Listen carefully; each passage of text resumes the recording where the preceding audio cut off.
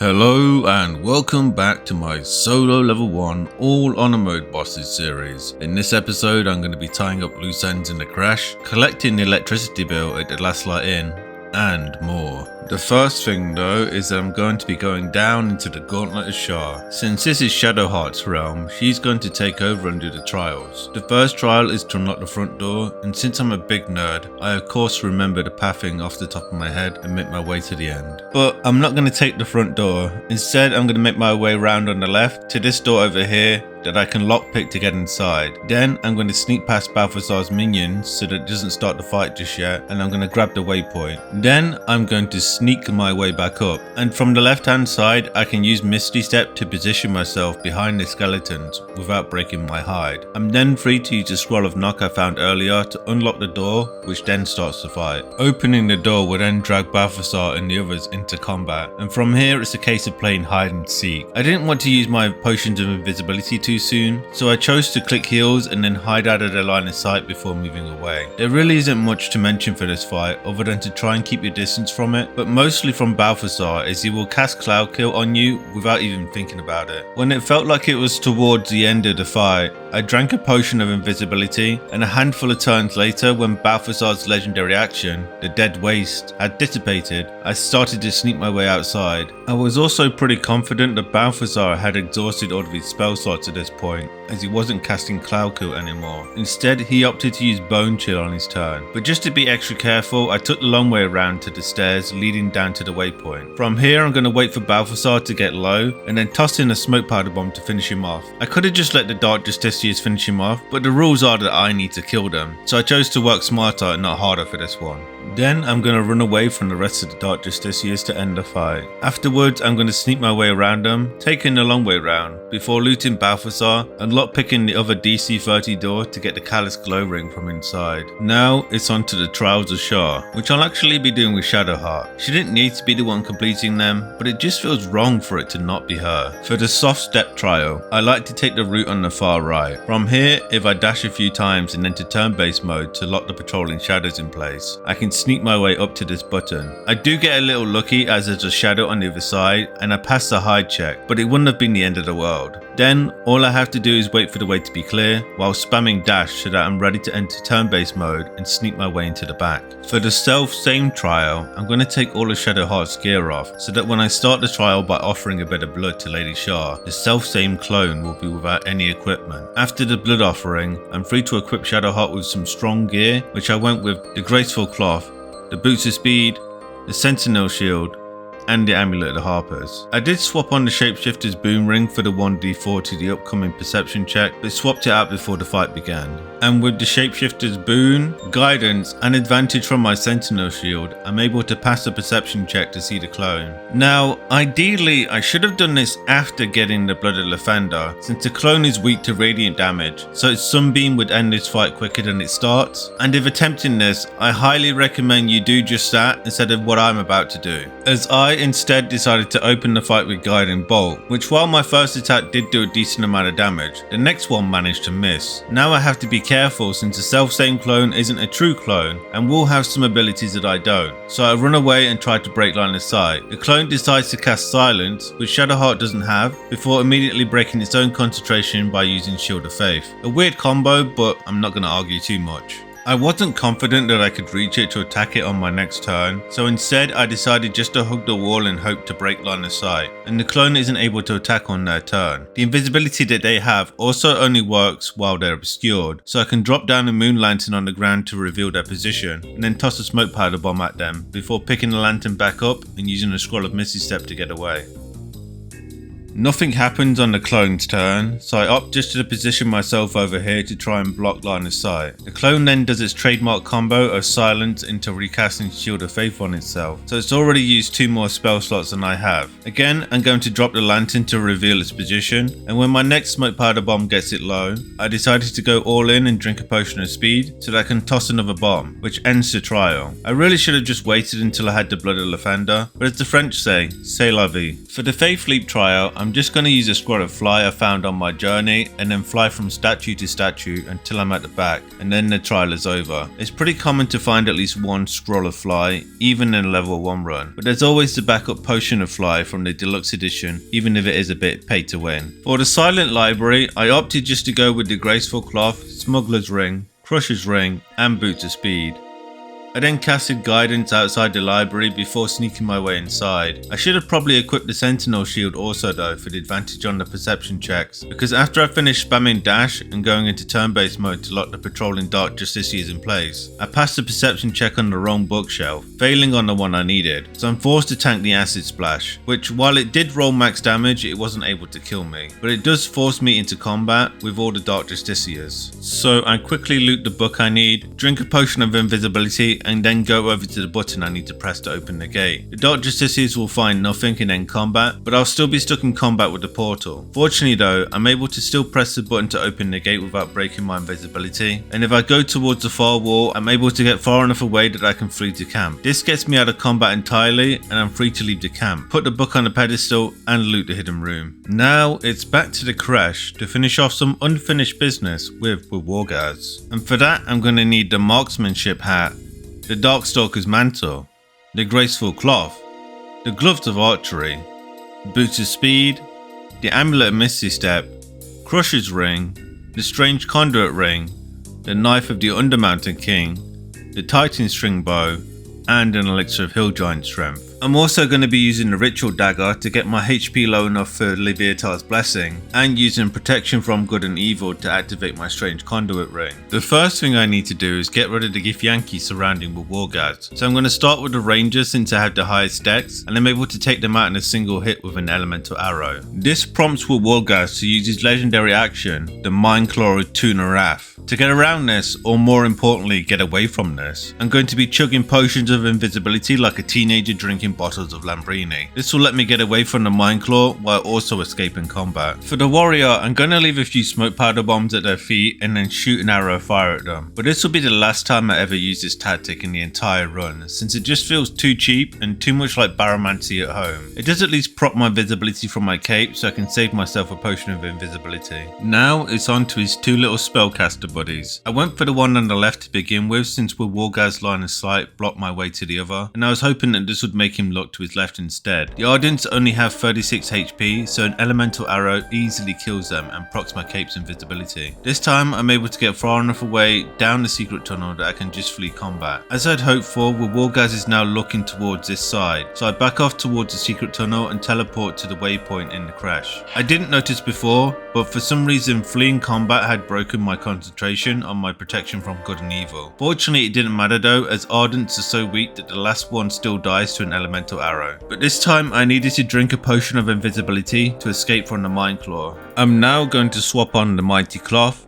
the Risky Ring, the Speedy Light Fleet, and the Silver Pendant. Then after a cast of guidance, I can sneak my way up to Wargaz and use improvised melee weapon to pick him up and take him out and throw him down next to this ledge. With a calculated single turn of guidance left, it's a simple case of shoving him down into the chasm for the win.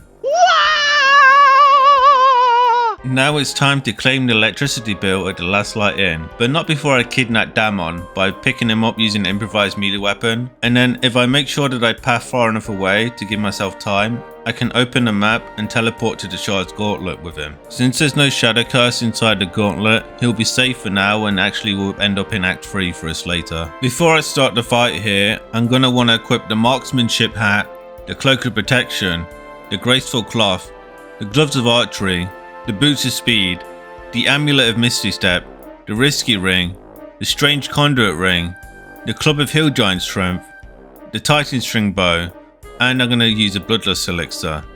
I also like to have about 15 smoke powder bombs on me just in case. I also need to make sure that I have the Pixie's Blessing active and protection from evil and good. To make sure I'm not interrupted, I'm going to close Isabel's door, buff with Shield of Thralls, and attack with an elemental arrow from Hyde.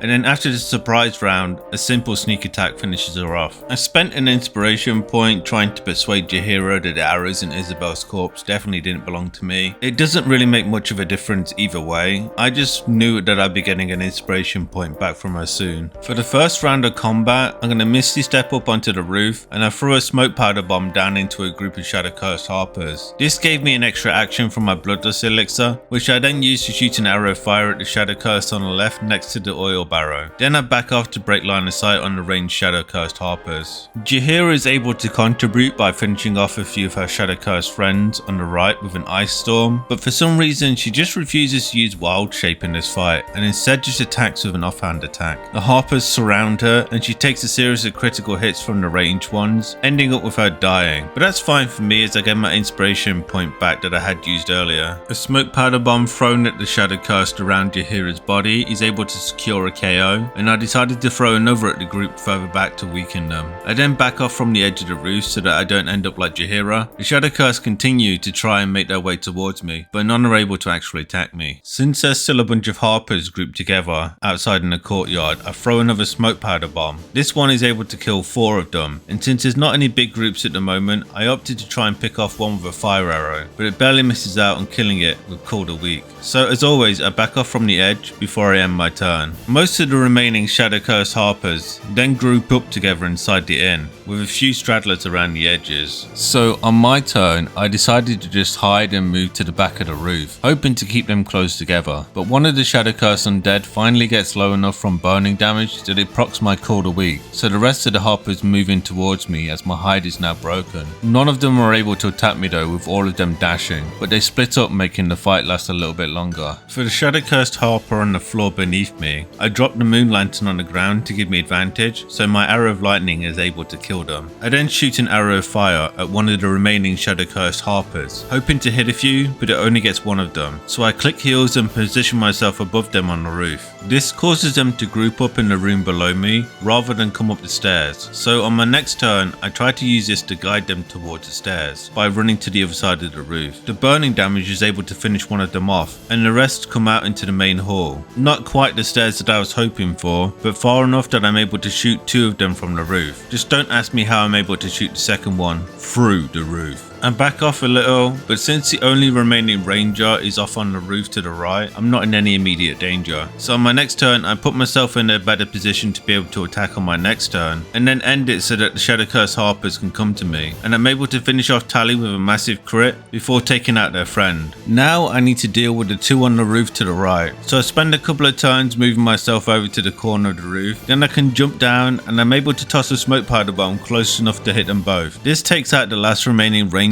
but I don't have enough movement to hit the last Harper, and I didn't want to waste a smoke powder bomb, so I passed my turn. And on my next turn, I'm able to move in closer and shoot them with an arrow to finish them off. The fight's not completely over yet, as there's still the Shadow Creepers to deal with, but by attacking from the roof of the inn, I'm able to shoot freely at them without starting combat. So all I need to do is just spam attacks at them until they're all dead. Then I'm free to loot them all, earning back a few goodies I traded to Tally and Barkus to sell again later. With my pockets full of loot and my urge satisfied, I long rested to get access to Slayer form from my ever adoring butler, and then I checked on Damon at the Shard's Gauntlet just to make sure he was safe and hadn't turned hostile to me. Now it's time for a date with the Spider Queen. Back in the caves underneath the Blighted Village, to start off I'm going to take out some of the eggs with some Alchemist Fire. The only eggs I actually care about though are these 2 sets, as this will stop the Queen from teleporting away to wake them up. No matter where you throw the Alchemist Fire at this second set of eggs, it will always hit the webbing too, so be sure to back off as soon as possible in case this alerts the Queen. I'm now ready to fight the Queen. The only pieces of gear that are relevant to this fight is the Graceful Cloth to give me 20 dex,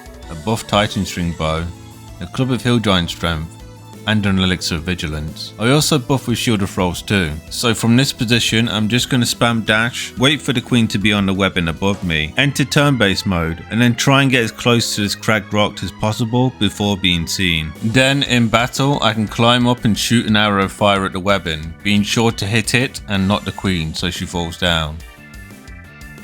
And my bonus action is free, so I can become the Slayer.